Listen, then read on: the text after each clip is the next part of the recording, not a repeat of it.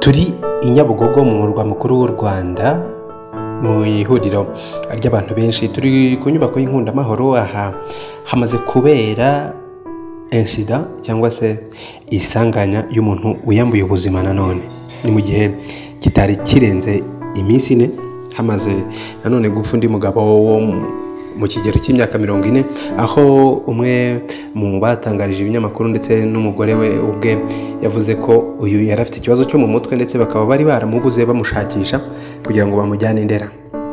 Uyu munsi rero undi mugabo uri mu kigero cy'imyaka 35 nawe asanzwe yiyahuriye hano mu nyubako y'Inkundamahoro. Mu busesenguzi twakoze mu minsi ishize Kigali Paradis twaravuze tuti uburyo inyubako iteye, uburyo yubatse, uburyo ihurirwamo n'abantu benshi batandukanye baba bavuye imihanda yose baje kuhahahira, bituma gucunga umutekano waho bigorana, bikaba byatuma ufite umugambi wo kuza kuhiyamburira ubuzima ahakoresha yihishe muri icyo cyuho cy'uko abantu ari benshi ndetse n'uburinzi butakajijwe. Ariko nanone mu majwi mwumvise y'abaturage batandukanye bagarutse ku kintu cy'inzoga, bati abantu bava imihanda yose bakaza kunywera hano kuko ari ku kiranguzo. Bati inzoga hano zitangirwa makeya, niyo mpamvu abantu baturuka mu bice bitandukanye bakaza kuhanywera, bigatuma n'utari ufite iyo gahunda ashobora kubikora nk'impanuka akaba yahaburira ubuzima. Ari nako uyu munsi babigaragaza ko yari asanzwe ari umukarani wikorera akazi ke ka buri munsi gasanzwe muri Nyabugogo atwaza abantu imizigo, ariko ubu akaba yamaze kwiyambura ubuzima biturutse ku kuba yiriwe anywa nk'uko bamwe mu bo basangiye babitangarije ibitangazamakuru bitandukanye.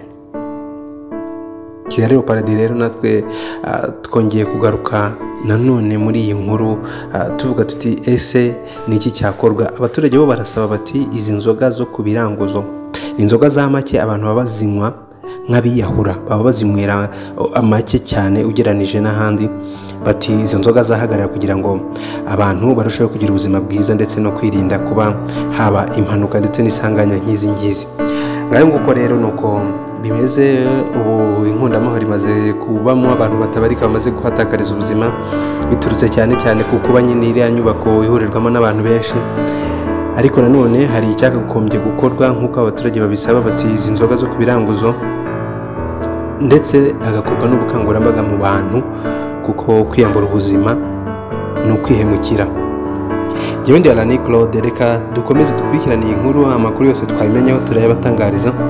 Wowe icyo twagusaba ni gukora subscribe niba ukiri mushya hano, ubundi ukabana natwe tukajya tukugezaho ibintu byose bigezweho, amakuru trending hano mu mujyi wa Kigali ndetse no mu gihugu muri rusange, ukaba uwa mbere mu kuyabona. Kandi tunabasezeranya gukomeza gukurikirana inkuru zose nk'uko dusanzwe dukora ibyegeranyo. Tuzakomeza dukora inkuru kandi kiba kigamijwe nuko abantu baba informé cyangwa se bamenya amakuru, ariko nanone hakagira icyo bigira mu makuru cyangwa mu nkuru tuba twakoze. Reka mbashimire mbasezere, ciao reka tuzasubire mu bihe bitandukanye biri imbere. Imana ikomeze ibishimire. Ni Kigali Paradis, jyewe ndi Alani Claude, ciao.